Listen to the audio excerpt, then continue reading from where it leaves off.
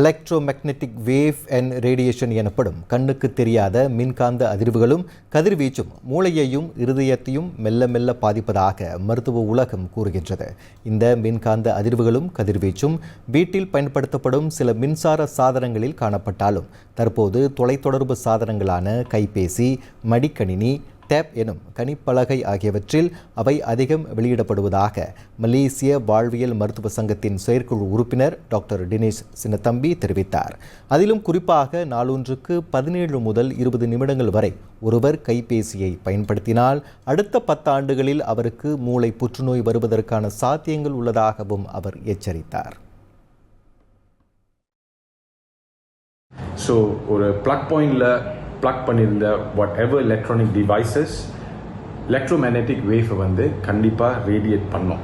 Headphone is one of the இப்போ பார்த்தீங்கன்னா நம்ம ஹெட்ஃபோன் இல்லாமல் ஒரு வாழ்க்கை இமேஜின் பண்ண முடியாத ஒரு காலகட்டத்தில் இருக்கோம். இப்போ TV, wifi routers, even LED light bulbs, household electronics and also one of very highly emitting radiation பார்த்தீங்கன்னா which is நம்ம மைக்ரோவேவ் அவன்.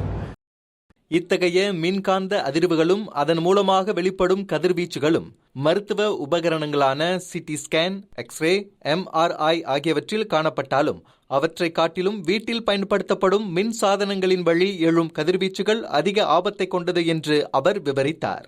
மேலும் சில முக்கிய மின்சார சாதனங்களால் ஏற்படக்கூடிய பாதிப்பையும் அவர் இவ்வாறு விவரித்தார். ஹியூமன் பாடி, நம்ம ஆர்கன்ஸ் எல்லாம் நம்ம ஹார்ட்டாக இருக்கட்டும், நம்ம பிரெயின்ஸாக இருக்கட்டும், ஒவ்வொரு ஆர்கன்ஸ்க்கு அதுக்கு தகுந்த ஒரு ஃப்ரீக்குவன்சியில் அது மூவ் பண்ணும். அதுக்கு தகுந்த ஃப்ரீக்குவன்சி இருக்கு. ஸோ இந்த எலக்ட்ரோமேக்னெட்டிக் வேவ் ரேடியேஷன் நம்மளோட இன்டர்னல் ஆர்கன்ஸை கண்டிப்பாக பாதிக்குது.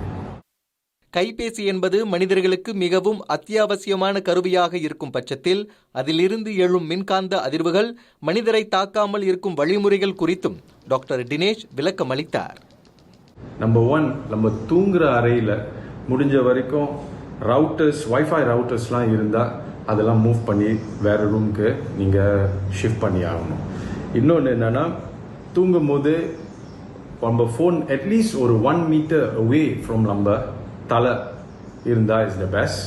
ப்ளஸ் வைஃபை ஒரு 3G ஆஃப் பண்ணி வைக்கிறது தான் த பெஸ்ட். இன்ஃபேக்ட் ஏர்ப்ளைன் மோட்டில் வைக்க முடிஞ்சால் இஸ் ஈவன் பெட்டர். அதோடு வீட்டில் தொலைக்காட்சியை தூரத்திலிருந்து பார்க்க வேண்டும் என்று கூறிய அவர், அதிலிருந்து வெளியேறும் கதிர்வீச்சு பெரியவர்களை காட்டிலும் சிறு பிள்ளைகளையே அதிகம் பாதிப்பதாகவும் நினைவுறுத்தினார். அது மட்டுமின்றி வீட்டில் பிள்ளைகளுக்கு கைபேசி, டேப் போன்ற சாதனங்களை கொடுக்கும் பழக்கத்தையும் பெற்றோர்கள் குறைத்துக் கொள்வதும் நல்லது என்று நலம் வாழ அங்கத்தில் டாக்டர் டினேஷ் கூறினார்.